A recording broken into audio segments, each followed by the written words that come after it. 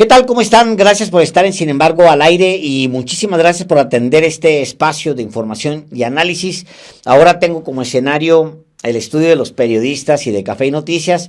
Pues sí, porque ayer, o para ustedes ayer, para mí hoy, ahora mismo, pues me quedé aquí trabajando en la oficina, Sin embargo, después de la transmisión que hicimos, la transmisión especial de los periodistas, a propósito del sexto informe de gobierno del presidente López Obrador. Se trata de una de las últimas apariciones del presidente, una de sus últimas apariciones públicas, no es una cosa menor.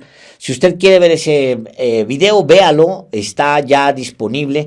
También le recomiendo muchísimo, porque coincide con lo que ha pasado en las últimas horas, en los últimos días, coincide con esta transmisión especial, coincide con el planteamiento que hace el presidente López Obrador, incluso coincide con mi texto de hoy, el Radicales de esta semana. Ya está disponible en Estudio B, ya lo sabe usted, Héctor Alejandro Quintanar, Fabricio Mejía Madrid, Álvaro Delgado Gómez y un servidor.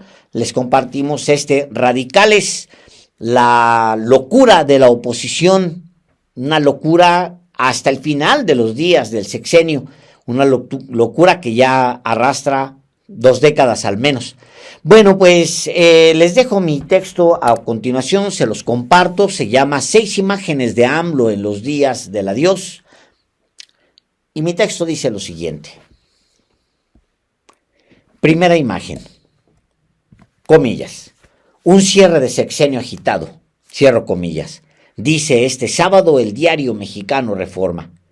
Enumera, abro comillas, marchas contra la reforma al Poder Judicial, bloqueos viales, caída del peso, roces diplomáticos y narcoviolencia. Cualquiera agregaría, que no se le olvide a Reforma, en su maravilloso recuento, lo de los pájaros que se cagan en las banquetas y de los niños que lloran porque no les han cambiado el pañal. Y que agregue ahí mismo que cae granizo en las zonas altas y lluvias torrenciales en las regiones bajas, y que en alguna parte del país alguien siente tristeza porque chocó su carro 2 días después de que venció el seguro. Lo que pasa es que ya nadie recuerda la angustia de un país que se hunde bajo tus pies. Esto fue el último año de todos los presidentes en medio siglo, al menos. Es lo que se sintió al finalizar el sexenio de Carlos Salinas de Gortari, y eso se sintió gran parte del periodo de Ernesto Zedillo, y el de Vicente Fox, y el de Felipe Calderón, y el de Enrique Peña Nieto. Nadie dice que Andrés Manuel López Obrador no cierra con estruendo, pero aunque causa estrías en el cerebro pensarlo bien, analizarlo bien, la mayoría de los frentes que él mismo abre es porque los mide, los deja evolucionar, los gobierna y los cierra. Y cualquiera que rechace o niegue lo anterior, se niega a sí mismo porque durante un sexenio entero estuvieron a dale y dale y dale con que el presidente abría frentes innecesarios para dividir a la sociedad, para polarizar a los mexicanos. Es decir, frentes abiertos que gobernaba. ¿Vemos a un López Obrador abriendo frentes o vemos a un país que se hunde bajo nuestros pies? Es lo primero, por fortuna. Son frentes que él abre y maneja. Al menos concédanle eso.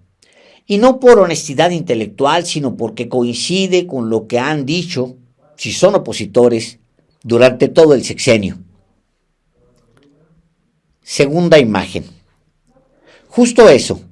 Observadores del acontecer económico y político en México se han concentrado en los últimos días en analizar los distintos frentes que el presidente sostiene al cierre de su mandato. Algunos dicen que concluye el sexenio radicalizado, entre comillas, lo cual algunos ven bien y otros mal, y otros, yo mismo, creemos, que no es así, que eso ha sido López Obrador durante toda su carrera política y que eso es ahora, en la despedida. Hay que imaginarlo arriba del ring. Es alguien que ha esperado este momento toda la vida. No va a aflojar en el último round solo porque es el último. Todo lo contrario, es un fajador, está sobre el ring. ¿Y quieren que se baje? No se equivoquen, no se baja, busca el knockout. Y siguen buscando una mejor foto. Él sigue buscando una mejor foto. Hay una foto o hay muchas fotos. Cada quien tiene, de hecho, una foto suya. Pero él no dejará de buscar una foto mejor. Una donde esté girando de la cintura con el puño recto sobre la mandíbula de un enemigo que sangra de la ceja y de la nariz. Tiene varias fotos y aún así quiere otra.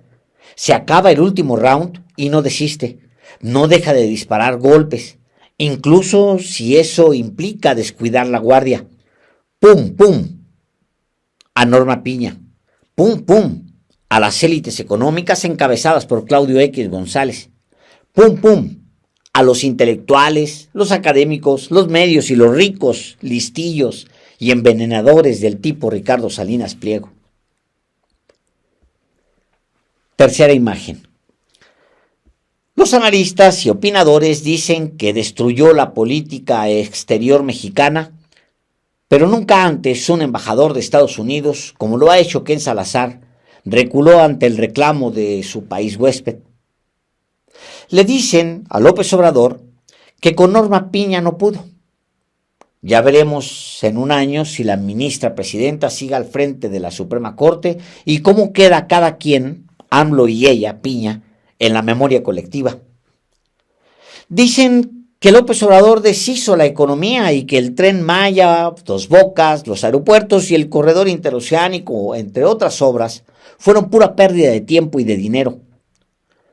Lo dicen los que pronosticaban $1 a 30, 35 pesos, los que decían que perderíamos nuestras casas y nuestros empleos, los que hablaban del cierre de iglesias, de la pérdida de la libertad religiosa y que incluso las bodas, y no es broma, eso dijeron, serían prohibidas. Le lanzan cosas al ring como se lo lanzaban a Peña al final del sexenio. Y Peña corrió a una esquina a esconderse en un cubo de agua por los ramalazos que le aplicaban los poderes de facto. Pero López Obrador no. Le pegan y lo provocan más. Intentan decirle que no tire golpes en el último round. Es una mala idea. Es alguien que ha esperado toda su vida este momento. Y no les va a dar el gusto de aflojar en el último round solo porque es el último. Todo lo contrario. Le dan razones para buscar una nueva foto, una foto mejor, girando la cintura con un golpe recto sobre la mandíbula de un enemigo que sangra desde el 2018 y que no ha dejado de sangrar 6 años después. Cuarta imagen. Enrique Krause dice este domingo que el dictador López llevó a México a la era de las cavernas. Ya no somos una monarquía como había dicho días antes. Las posibilidades mismas de la sociedad para organizarse han sido destruidas por este gobierno. No queda piedra sobre piedra, según Krause. Abro comillas. La regresión es gigantesca. ¿A qué época? ¿A la colonia? No, porque existían sólidas leyes e instituciones jurídicas que protegían a la sociedad frente al poder. ¿A la era anterior a la promulgación de la República de 1824? No, porque Iturbide buscó gobernar como un monarca constitucional. ¿A dónde entonces nos han retrotraído la destrucción del legado liberal y el revolucionario de los siglos XIX y XX? Nos han vuelto a los tiempos más extremos de nuestras guerras fratricidas, escribe Enrique Krause en el diario Reforma. Es decir, este México que sufrimos, según Krause, es peor que el 1968 de Gustavo Díaz Ordaz, peor que el caos que sobrevino al error de diciembre con Zedillo, Es peor que los sexenios de Luis Echeverría, José López Portillo y Miguel de la Madrid, por supuesto, cuando no había país sino un abismo debajo de nuestros pies. El México que vivimos, dice Enrique Krause, es peor que el 1994 de Carlos Salinas de Gortari y, para terminar pronto, es peor que toda la dictadura que él tanto respeta y promueve de Porfirio Díaz. No hay herida más grande para la patria que la que sangra por culpa de López, ni la que dejaron los gringos después de apoderarse de la mitad del territorio, ni cuando Benito Juárez corría por todo el país para evadir a los invasores extranjeros.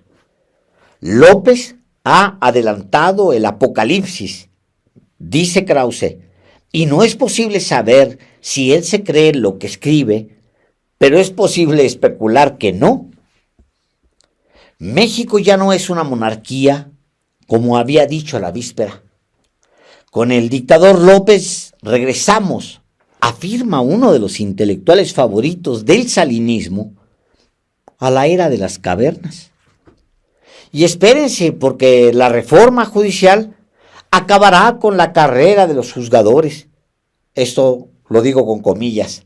Sorteará a los jueces, desquiciará los juicios de toda índole, arriesgará la continuidad del TEMEC, nos depreciará en los mercados, desalentará las inversiones y consagrará la única ley que respeta el gobierno actual y sus aliados abiertos o inconfesables, la ley de la selva, en la que el dictador, ya podemos llamarlo así, llevará la tajada del león. Cierro comillas. La angustia de Krause es tan grande. ¿Recuerdan su video días antes de la elección rogándole votos a los jóvenes con los ojos vidriosos? Pues yo me pregunto si ya no se recuperará. Quizás un contratito millonario o varios alivien su pena, pero lo dudo. No recuerdo una tristeza más profunda que la de Enrique Krause. Quinta imagen. La idea de que se destruye la república es porque la república que conciben es una que reparte privilegios hasta por respirar. En el colmo, alguien que cobra una pensión vitalicia desde hace 30 años por haber trabajado 7 meses en la Suprema Corte, alguien que cobra en el Colegio de México, en la UNAM y no sé qué tantas instituciones más, sale a gritar que se destruye la república.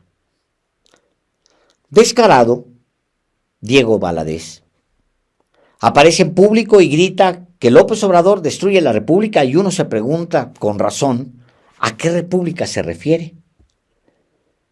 No digo que Diego Valadez, los intelectuales, los periodistas renombrados y los académicos no tengan derecho a defender aquello en lo que creen, pero deben considerar que ahora hay una mayoría que ve el abuso y la defensa del abuso como una verdadera chingadera, y discúlpeme la palabra.